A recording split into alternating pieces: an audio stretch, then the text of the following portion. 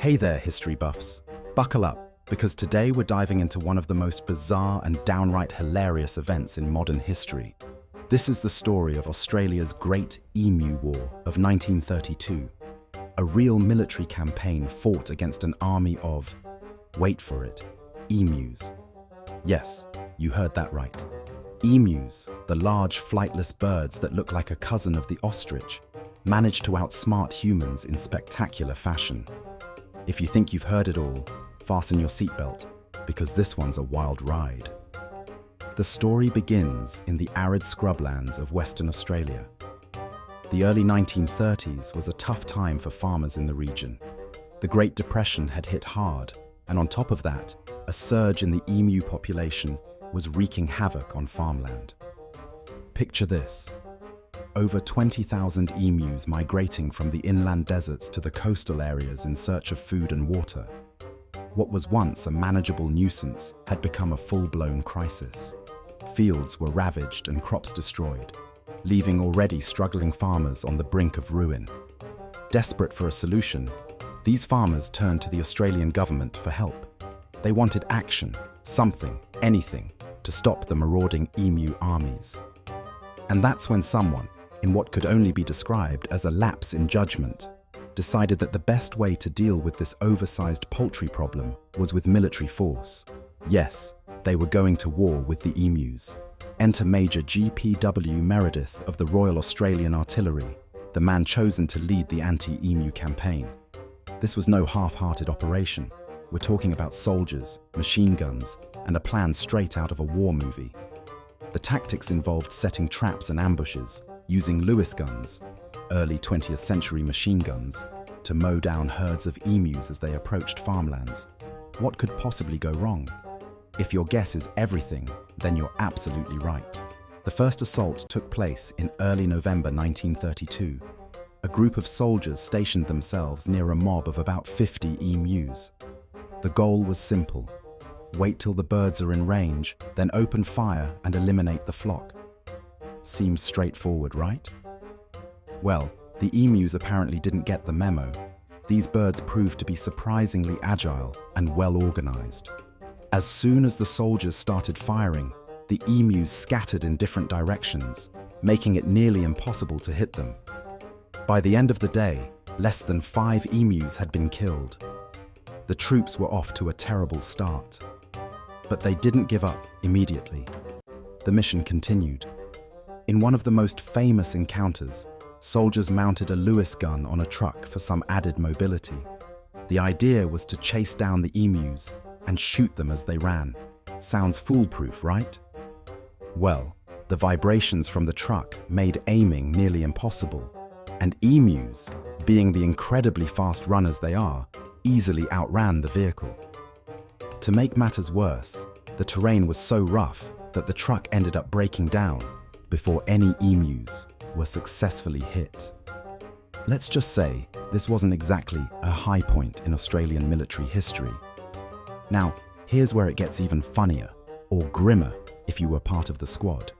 Not only were the emus smarter and faster than the troops anticipated, but they also demonstrated leader-like behavior. Observers noticed that certain larger emus seemed to act as commanders, leading smaller groups and employing evasive maneuvers that would make a general proud. The soldiers were, quite literally, fighting nature's feathered tacticians. By mid-November, after just over 2 weeks of emu combat, it became abundantly clear that this war was unwinnable. Despite firing thousands of rounds of ammunition, fewer than 1,000 emus had been killed.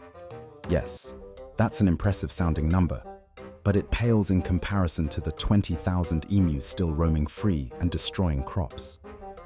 To add insult to injury, the campaign had become a source of public ridicule back home. Politicians questioned the wisdom of deploying the military against birds, and even went as far as labeling them feathered Anzacs, a nickname that underscored how embarrassingly futile the effort had been. Faced with dwindling resources, public mockery, and zero progress, the government officially called off the operation. The Great Emu War was over, and the emus were victorious. Yes, you heard that right. a modern military force was outmaneuvered by a bunch of oversized birds. It's a tale that highlights not only the absurdity of the conflict, but also nature's uncanny ability to outsmart humanity. Now, you might think the farmers were left completely high and dry after the debacle, but fortunately, things didn't end there. Instead of relying on military intervention, the focus shifted towards innovation and infrastructure. The government helped fund the construction of emu-proof fences, which eventually proved to be a much more effective solution. Farmers also learned to coexist with the emus in certain areas, allowing for a more sustainable balance between agriculture and wildlife. But the legacy of the Great Emu War didn't just stop at fences and lessons learned. Over the years, this strange chapter in history has morphed into a kind of cultural legend in Australia. It's been the subject of books, documentaries, and even stand-up comedy routines. Some Australians jokingly refer to it as their only undefeated war. No other nation can claim they've gone to battle with wildlife and lost, which gives this story a uniquely, almost absurdly patriotic flavour. Interestingly, the Great Emu War even has its defenders. Some historians argue that the operation wasn't as ridiculous as it sounds. They point out that the emus were genuinely causing significant economic damage and that desperate times often call for desperate measures.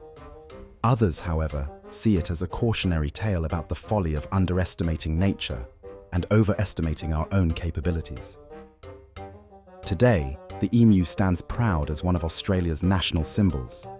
It's featured prominently on the coat of arms alongside the kangaroo, another iconic animal that's no stranger to uniquely Australian historical anecdotes. Both animals are known for their incredible resilience and adaptability traits, which clearly mirror the perseverance of the Australian people. Though, let's be real, the emus totally outshined the military in 1932. So why does the Great Emu War resonate so much, even nearly a century later? Perhaps because it's not just a story about failure, but also about the endless surprises that history holds. It's a reminder that, sometimes, the most improbable events can hold the most profound lessons. Whether it's thinking outside the box, respecting nature, or just having a good laugh at our own expense, the story of Australia's Great Emu War holds a little something for everyone. And there you have it, folks, the tale of how emus became the undefeated champions of the Australian outback. If you loved this quirky slice of history, make sure to like, share, and follow for more historical hidden gems. Until next time, keep questioning, keep exploring, and keep laughing at the sheer absurdity of it all. Because history isn't just about kings and battles, it's about stories like this one that remind us how wonderfully weird the world can be. Thanks for watching, and I'll see you in the next episode.